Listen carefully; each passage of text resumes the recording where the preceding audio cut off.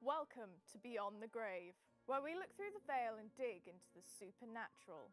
This week, join us in York, where we'll be exploring one of its most haunted buildings, discovering how the city buys into ghost tourism, and Dee Dee Deathly will be joining us on the sofa to tell us all about award-winning Ghost Walk, the Deathly Dark Tours. All of this and more still to come on Beyond the Grave.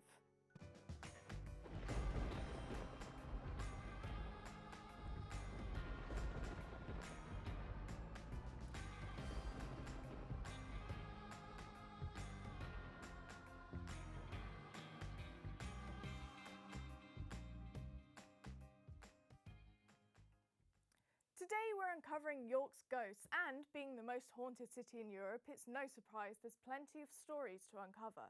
From its cobbled streets to medieval buildings, there's said to have been over 500 hauntings within the walls. Pubs, hotels, shops and theatres all boast their own spirits, so we've decided to visit the Black Swan Inn to learn more about their ghosts and sightings.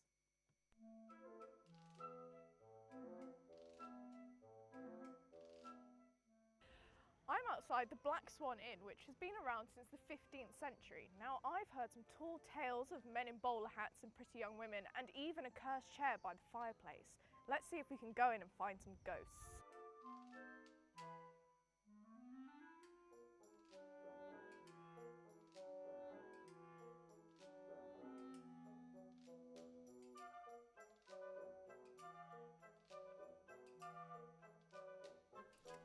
This here is a replica pipe that the Black Swan Inn have. You see, this was found during restoration work on the building, and the workmen threw it out, and suddenly the whole pub went cold. They had to find it very quickly, and they've never let it out their sights again, just in case. There are also quite a few stories down at the bar of ghosts that frequent that place. There, for instance, Did you see that? There's a man down by the bar in oh my god. Okay, I think this room is haunted, guys. There are also plenty of stories of ghosts down by the bar. There's this one man who wears a bowler hat, looks a bit like Charlie Chaplin. People say he just tends to disappear. There's another story of this woman who sits by the bar looking longingly into the fireplace.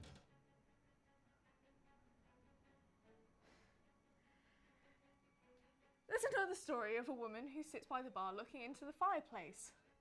And some people say that when men look into her eyes for too long, they just die of pure happiness. Guys, can we cut, please?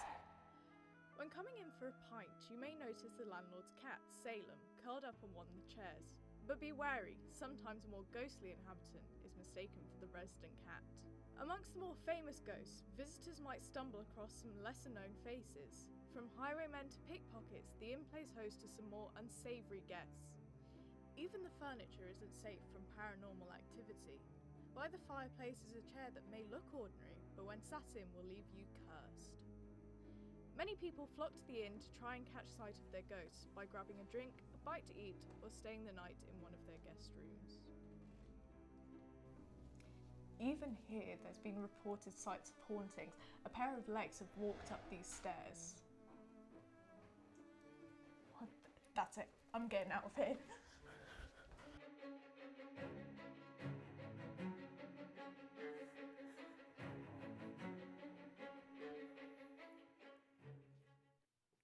The Black Swan Inn has so many incredible stories within its walls, but with all those terrifying tales in and around York's many buildings, where can you go to learn more about York's haunted history?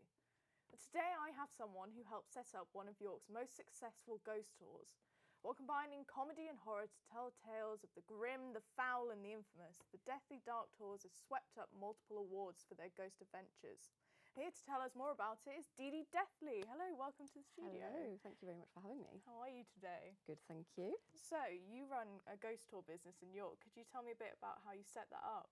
Sure. So we always wanted to start our own ghost walk. My husband worked for various tour companies in the city. And then the pandemic happened and we found ourselves out of a job. And so we started live streaming on Facebook, just our daily walk around the Minster area, telling ghost stories. And we got so many people interested in watching it that we decided to go for it and make it a real life walking tour. So how many people did you start with out of interest?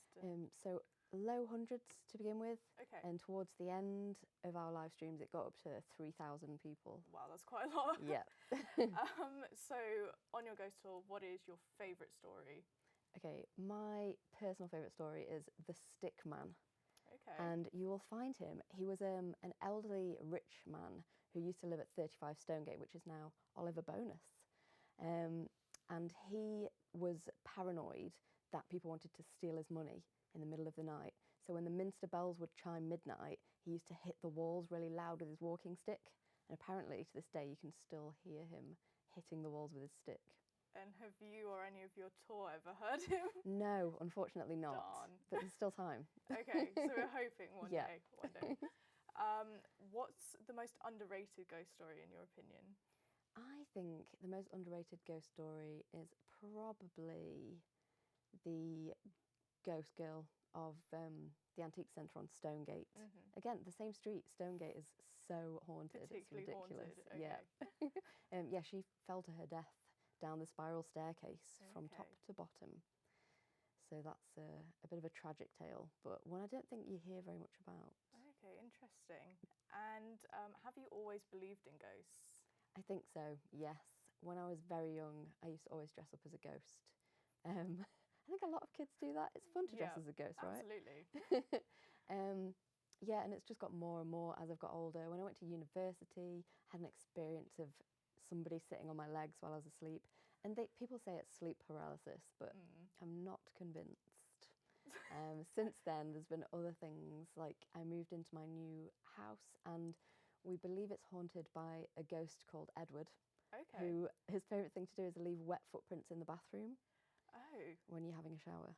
So which is a have little you bit done creepy. like any research into these hauntings and We tried to have, find? actually, yes, that's Okay. where the name Edward came from. 'Cause we Okay. do have our own historian called Daphne, Oh. Daphne Deathley, and she found out that the man used to live in this house on his own called Edward, and it was a house for like 12 people. Notoriously, our street had so many people living in houses, and this one guy lived on his own.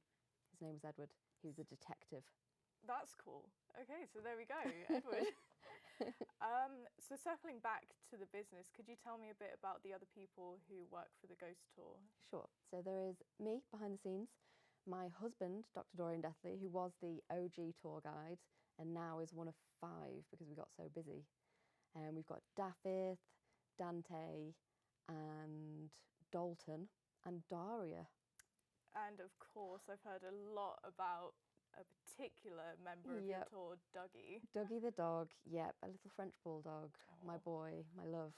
He comes everywhere with me. Not here today, unfortunately. I'm so sorry. Oh, that's all right. But yeah, he does like to be on the tours. Well, I'm sure we'll all meet him on the tour soon, but thank you very much for joining us in the studio. You're welcome. In recent years, ghost tourism has been on the rise, with thousands flocking to old cities and abandoned villages to engage with the paranormal. Not only does it appeal to fear seekers, but it can be a fantastic way to learn about a place's darker history. Cities such as York have capitalised on this trend in tourism through their local businesses. But how successful is it?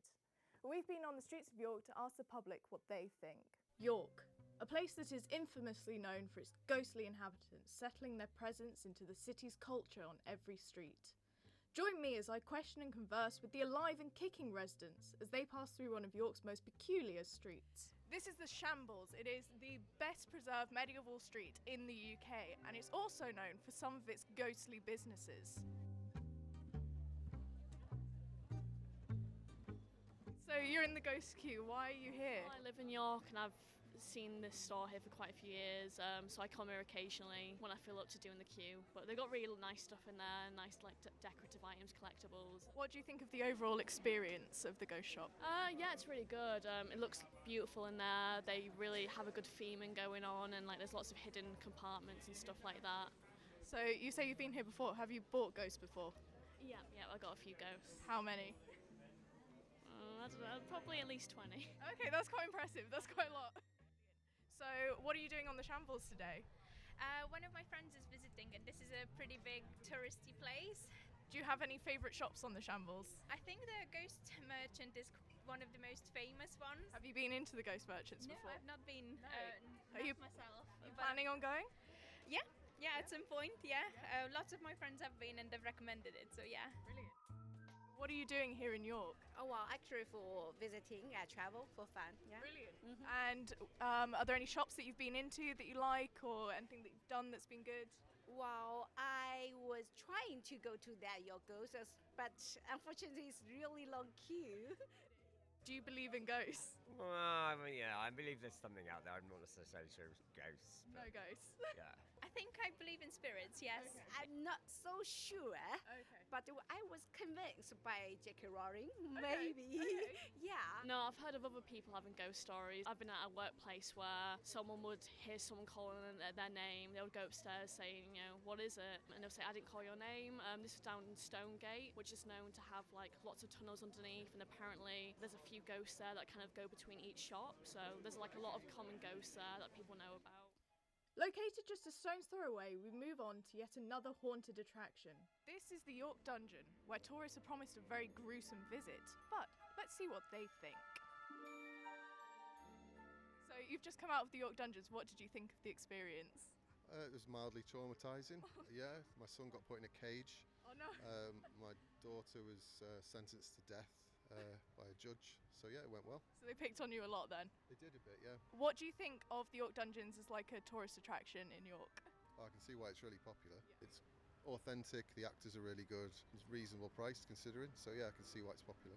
So what did you think of your experience in the dungeons? It was very scary, but it was good.